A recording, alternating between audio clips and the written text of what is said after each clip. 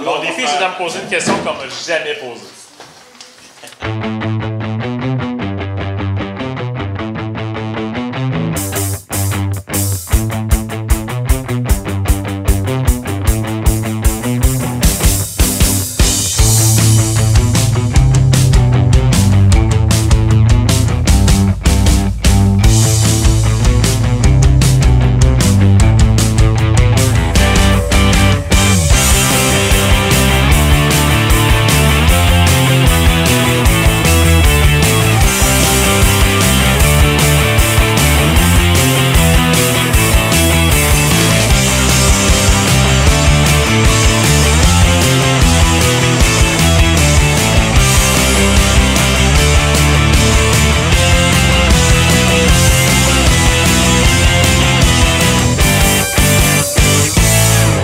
J'ai un petit test pour vous autres. Je vous lis 3 phrases et vous devez essayer de deviner laquelle est un pléonasme. Est-ce que c'est la phrase A, le feu est passé au rouge? Est-ce que c'est la phrase B, j'ai trouvé du parking? Ou bien c'est la phrase C, je suis monté en haut? Quelle sorte de petit garçon étiez-vous? Je t'avais lancé au défi de me poser une question qu'on m'avait jamais posée, puis ça, c'en était une.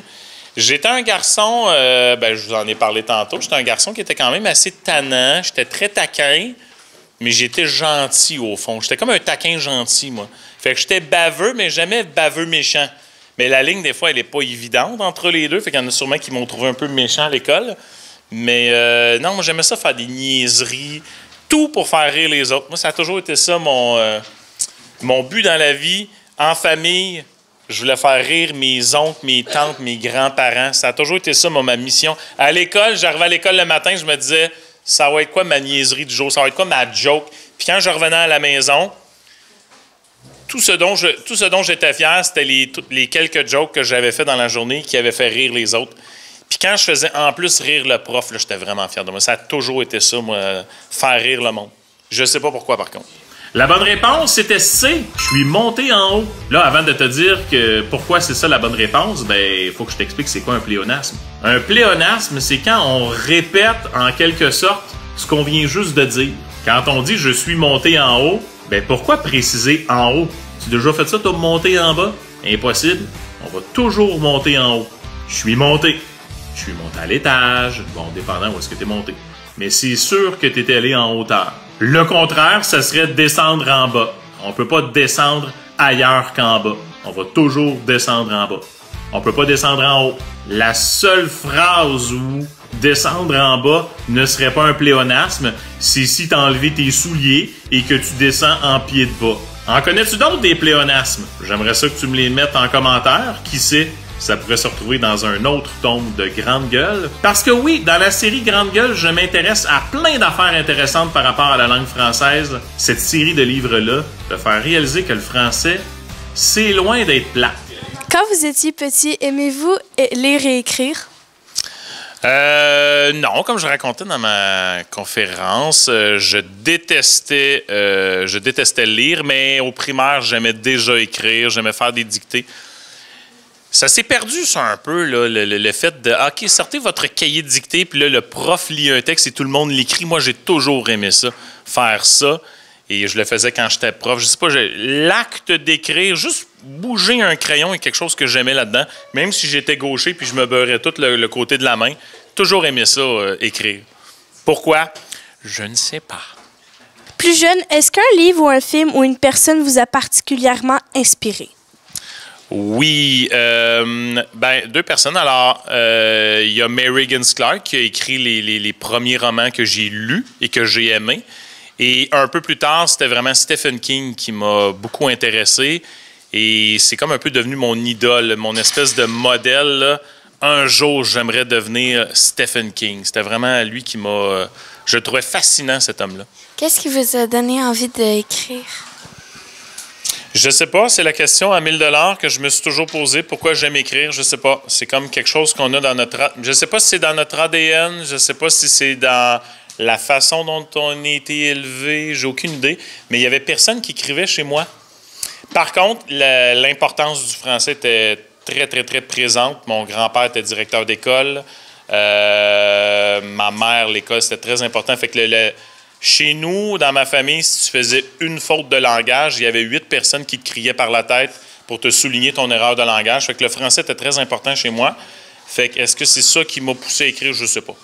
Je sais vraiment pas, mais je pense qu'il n'y a personne qui sait d'où viennent les passions. Je pense que c'est un mystère pour l'humanité en général. On va faire semblant que tu n'as pas échappé ta feuille. Où trouvez-vous l'inspiration pour vos histoires? Mes livres sont inspirés, c'est un mélange de 2 choses, et là, je peux répondre au nom de tous les auteurs du monde entier. Tous les auteurs fonctionnent de la même façon. On s'inspire de notre vécu, on s'inspire de ce qu'on entend, fait que finalement, il y a 3 choses. Notre vécu, ce qu'on entend, ce qu'on observe et notre imagination. C'est toujours un mélange de ces 3-là. Tous les auteurs ont à mon avis, tous les auteurs ont un très grand sens de l'observation. Moi, j'observe beaucoup. Pas les choses visuelles comme les décors, comme je regarde dehors, on voit des arbres. Tu me demanderais dans 5 minutes de te décrire le décor de dehors, j'ai aucune idée. Mais moi, j'observe beaucoup les comportements des gens, les tics des gens, les façons dont les gens y agissent. Je suis un grand observateur des agissements, mais je me fie beaucoup aussi à mon passé. Des fois, tu parles d'une anecdote de ton passé, puis tu inventes d'autres choses autour de ça, mais ça part toujours d'un petit quelque chose de connu. Avez-vous une routine d'écriture? La routine d'écriture, ça dépend des livres, mais mettons, je peux te dire, cet été, je vais écrire Ben 13. Alors, à tous les matins, je vais me lever à 6h15. Je vais déjeuner puis relaxer jusqu'à 7h. J'aimerais écrire de 7 à 10, donc 3 heures. Quand tu as écrit 3 heures dans ta journée, tu es vidé, là. Impossible d'écrire 8 heures de temps. Si tu écris 8 heures de temps, ben tu composes, puis le reste du temps, tu travailles des choses qui ont déjà été composées, mais tu ne peux pas composer sans arrêt parce que ça draine un cerveau. Ça a l'air niaiseux, là, mais ça vide un cerveau complètement, ça. Préférez-vous écrire le matin, le soir ou à n'importe quel moment? Mon moment préféré pour écrire, moi, c'est... je ne peux plus le faire, mais quand j'ai commencé ma carrière, moi, j'écrivais de soir et de nuit. À partir de 10 heures le soir, je ne sais pas pourquoi, mais j'avais comme un éveil d'écriture. Et j'écrivais souvent, moi, de 10 heures jusqu'à 1 heure ou 2 du matin. Mais ça, c'est avant d'avoir des enfants. Une fois que j'ai eu des enfants, à 10 heures le soir, j'étais zombie mort. Fait que là, j'ai arrêté d'écrire de soir. Puis je dirais que c'est l'avant-midi que je suis le meilleur. Et l'après-midi, c'est mon pire temps. Je dors debout. Je pogne des fixes, là, puis là, je suis dans la lune, puis je m'ennuie. J'aime pas ça l'après-midi. C'est vraiment le matin que je suis le meilleur. Que faites-vous lorsque vous avez le syndrome de la page blanche? Je capote. C'est jamais le fun, mais étant donné que ça m'arrive... Étant donné que ça m'arrive souvent, il y a comme une cloche pour me dire « Daniel, réveille-toi, fais quelque chose d'autre ». Fait que non, ça arrive à tout le monde. Moi, ce que je fais dans ce temps-là, c'est que je fais de l'écriture. Je fais 2 choses. De l'écriture automatique, fait que j'écris n'importe quoi qui est pourri. Puis à un moment donné, ça revient, je me remets dedans. Et sinon, je revise les chapitres déjà écrits. Il y a quelque chose dans le sport, ça s'appelle être dans sa zone. En écriture, on peut être dans notre zone, à un moment donné, où est-ce qu'on devient très productif et tout ce qu'on écrit est excellent. C'est comme un joueur de basket, à un moment donné, que tout commence à rentrer, il est dans sa zone, puis là, il est comme dans un autre univers, mais tu ne sais pas comment en arriver là. C'est la même affaire en écriture. Des fois, il y a eu des fois où j'étais dans ma zone, j'écrivais en malade, tout allait bien, mais c'est long avant d'arriver là et on ne connaît pas le chemin mental pour arriver dans cette zone-là. Mais quand ça arrive, il faut en profiter. Mais des fois, ça peut prendre 2 heures, puis des fois, ça peut prendre 1 semaine. Pendant 1 semaine, c'est bon à rien. Ça dépend vraiment. Puis si je savais ce qu'il faut manger le matin, quelle heure qu'il faut se coucher le soir, je le ferais. Mais il n'y a personne qui le sait. Tout comme un joueur de hockey qui fait 4 buts un match, fait comme tabarouette, j'étais partout. Que s'est-il passé? Il ne connaît pas la recette, sinon il la répéterait tout le temps. Fait que c'est des choses qui arrivent, puis tu ne sais pas pourquoi on dirait que tout s'aligne bien, là. Mais oui, c'est jamais le fun d'avoir le syndrome de la page blanche, mais ça fait partie du travail. À cette heure, je suis zen. Sauf que si ça faisait 2 semaines que j'avais le syndrome de la page blanche, là, je capoterais un peu, par exemple. Mais ça m'est jamais arrivé. Quel livre est votre préféré parmi les livres que vous avez écrits? Tabarouette, il est juste là! Ouais. Ça tombe bien, puis ça ne m'a pas voulu.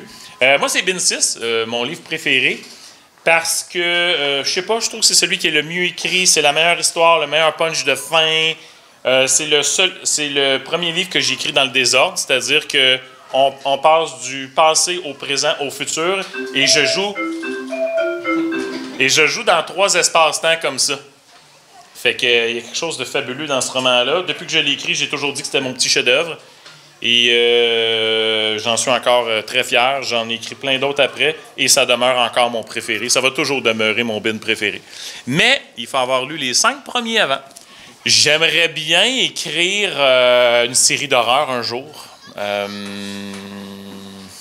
Mais le problème avec l'horreur, c'est que j'aimerais ça écrire des romans d'horreur pour les jeunes, mais quand c'est pour les jeunes, ça peut pas être trop hard, comme on dit en anglais. Fait que je sais pas.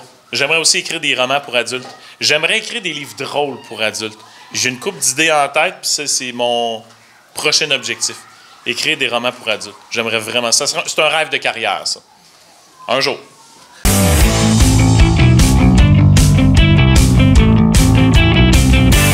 Parlez-nous de votre enfance au Lac-Saint-Jean. Oh mon Dieu, enfance au... Moi, je viens du Saguenay. Il y a des gens qui... Il y a des gens que... C'est tellement important de faire la différence entre le Saguenay et le Saguenay-Lac-Saint-Jean. Fait que moi, je suis né à Jonquière, donc au Saguenay. Mais j'allais dans un chalet au Lac-Saint-Jean l'été. Fait que c'est parfait comme question aussi. Honnêtement, moi, mon enfance au Saguenay, je me rappelle justement de mes vacances avec ma famille au chalet. Les gens au Saguenay puis au Lac-Saint-Jean sont tellement comme chaleureux. Fait que c'était toujours le fun de faire des parties de famille, de rencontrer des gens. Fait que je me suis beaucoup amusé à mon enfance au Saguenay-Lac-Saint-Jean. Par où partir? Comment commencer? OK? On ramène à la genèse. Cette semaine, j'ai écouté... En fait, dimanche passé, j'ai écouté le gala toute seule chez nous, en pyjama, dans mon divan, bien écrasé avec 8 mentons. Puis au moment où les académiciens quittent la scène pour aller dans l'autobus, on dirait que ça m'a ramené dans des souvenirs d'enfance quand j'écoutais Star Academy, les premières éditions. Je sais pas pourquoi le moment où les académiciens embarquent dans l'autobus est aussi chargé en émotions, mais genre... Tu sais, des voir parler à l'autobus, d'être comme genre, salut maman, nanana, je capote. Puis moi, j'ai stické sur la technicienne qui tient le bac où les académiciens déposent le micro. Je sais pas, c'est iconique pour moi, ce moment-là. Fait que j'en ai parlé sur mes réseaux sociaux et de fil en aiguille, ce soir, c'est moi qui tiens le bac. Où trouvez-vous vos inspirations pour vos spectacles? Je trouve mes inspirations pour mes spectacles dans ma vie de tous les jours. Je dirais qu'il m'arrive tout le temps des anecdotes qui n'ont pas de bon sens. Fait que on dirait que je m'inspire beaucoup de tout ça. Sinon, aussi des trucs qui arrivent à mes amis, des affaires de la vie de tous les jours. On dirait que j'aime ça voir la vie de manière drôle. Fait que je m'inspire de mon quotidien majoritairement. OK. Moi, aujourd'hui, j'ai fait le tour du Lac-Saint-Jean en moto avec mon père. Ça, c'est genre 300 km, là. Puis là, premièrement, je vais pas faire la petite vidéo avec mon casque au grand complet sur la tête. C'est juste que je voulais un petit accessoire pour mettre en contexte. Tu comprends? Bon, une fois que ça c'est fait, on peut poursuivre. Pourquoi avez-vous choisi d'être porte-parole pour le Festival des Montgolfières? J'ai choisi d'être porte-parole pour l'International des Montgolfières parce que quand ils m'ont approché pour ça, j'étais venu quelques fois dans le passé, mais je savais que c'était comme un événement qui était tellement rassembleur, familial, puis que c'était vraiment comme un événement qui était wow. Fait que je trouvais que c'était un beau privilège pour moi de participer à ça puis de pouvoir découvrir l'événement en tant que porte-parole. Puis c'est ma 3e année, puis j'aime ça revenir année après année parce que honnêtement, je suis tombé en amour avec l'événement, la programmation, les bénévoles, les festivaliers. Fait que voilà pourquoi je reviens, parce que c'est vraiment le fun puis j'aime ça. Quels sont les avantages et les désavantages d'être une personnalité connue? Avantages et désavantages d'être une personnalité connue. Je dirais qu'il y a majoritairement des avantages. J'ai l'impression d'avoir de la famille puis des amis partout. À chaque fois que je m'en vais quelque part, je connecte avec les gens viennent vers moi. Fait que ça, je trouve ça vraiment, vraiment le fun. Les désavantages, je dirais pas, j'appellerais pas ça comme ça. Tu sais, c'est sûr que on se fait regarder tout le temps. Fait que c'est des trucs que tu dois t'habituer, mais j'appellerais pas ça des désavantages, je te dirais. Puis ça vient avec le métier que j'exerce, donc je suis comme habitué, puis ça me dérange pas. En humour, est-ce qu'il y a des sujets que vous ne pouvez pas aborder? Je crois que c'est possible de parler de tout en humour. Justement, c'est le fun de l'humour pour des fois dédramatiser certains sujets ou certaines situations. Mais dans ma carrière à moi, je dirais que j'ai un humour quand même assez... comme général, tu sais, ça plaît à tout le monde. Je ne vais pas dans des sujets controversés ou des trucs qui sont plus sensibles, mais il y a des gens qui le font puis ils le font super bien. Mais oui, je crois que l'humour, tu peux parler de tout. Qu'est-ce qui est le plus difficile dans votre métier d'humoriste? Le plus difficile dans mon métier d'humoriste? Je pense pas qu'il y a rien de difficile, je te dirais. C'est vraiment comme un beau métier. Je te dirais que ce que je trouve plus difficile, c'est genre comme dans n'importe quel métier, je suis quelqu'un qui est moins bon avec la paperasse. Fait que genre ramasser mes papiers pour mes impôts, ça m'angoisse. Avez-vous des rêves que vous voudriez accomplir en lien avec votre métier? J'ai plein de rêves. J'ai des nouveaux rêves à tous les jours, fait que ça serait comme trop long de te lister tout ça. Mais honnêtement, le rêve principal, c'est juste, je suis tellement privilégié de gagner ma vie en faisant qu'est-ce que j'aime, que je veux juste que ça poursuive, puis que je continue de m'amuser au quotidien, puis que ma carrière aille bien, puis ça continue d'avoir plein de beaux projets, puis des belles surprises. Je te dirais que ça serait ça. Est-ce que dans Star Academy, vous avez un candidat coup de cœur? J'ai pas de candidat préféré parce que ça serait comme demander à une mère ou à un père c'est qui son enfant préféré. J'ai vraiment eu le privilège de les rencontrer, tous les académiciens. Je suis allé dormir une nuit à l'académie cette année. Je les connais personnellement, puis ils sont vraiment tous gentils. Ils ont vraiment comme tous leur unicité, donc je les aime tous.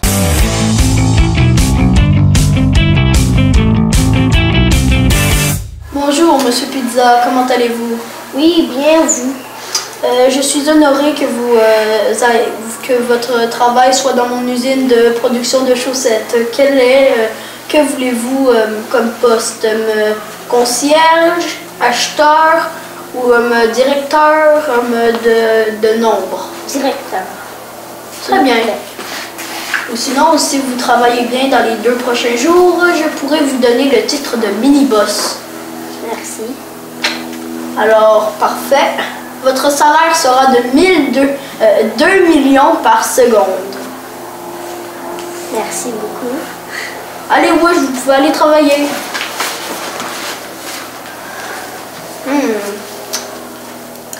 Avez-vous fini? Bientôt. Ça commence à être long, là. Ça fait 3 secondes que vous travaillez. Fini. Vous avez eu un total de 10 millions de dollars. Merci beaucoup. Tenez.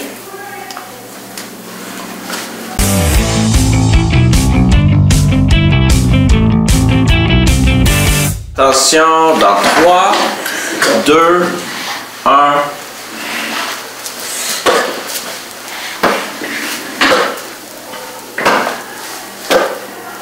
Hey, check comment je suis bon, là. Essaye-le. Regarde. Essaye.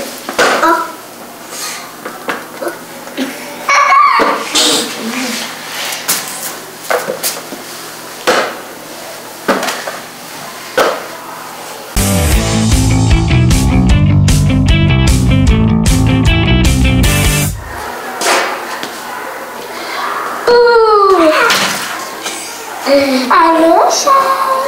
Tu veux-tu venir manger à ma place? Attends. Tu veux-tu manger? Pourquoi t'as fait ça? Je vais te manger maintenant.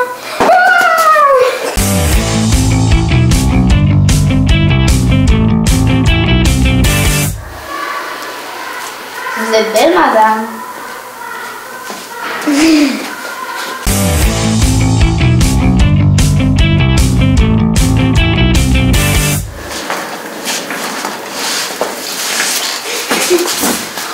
Un accident?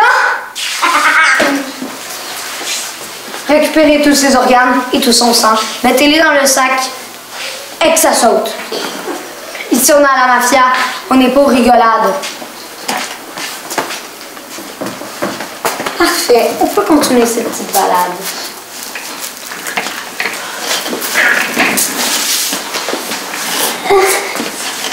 La police!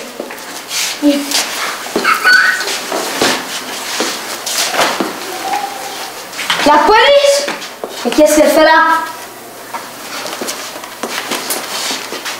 Tu dis rien. Tu dis rien. Allez, dis. Qu'est-ce que t'en penses?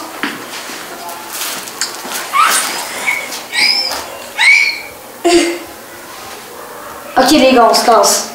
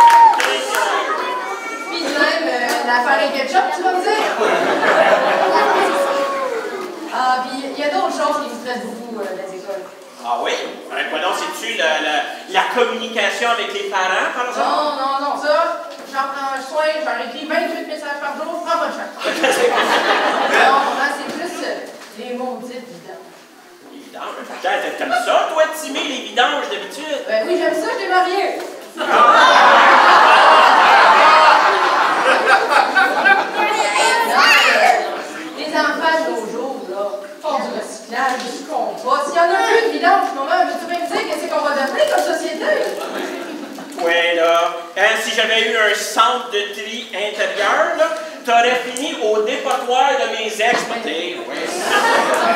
Viens temps pour faire là, parce que sinon, je te donne une mention rouge. Hein? Après ça, c'est pas drôle, une mention rouge. Je te donne une mention rouge si tu fais pas assez d'heures d'implication dans ton couple. Ah oui, viens t'en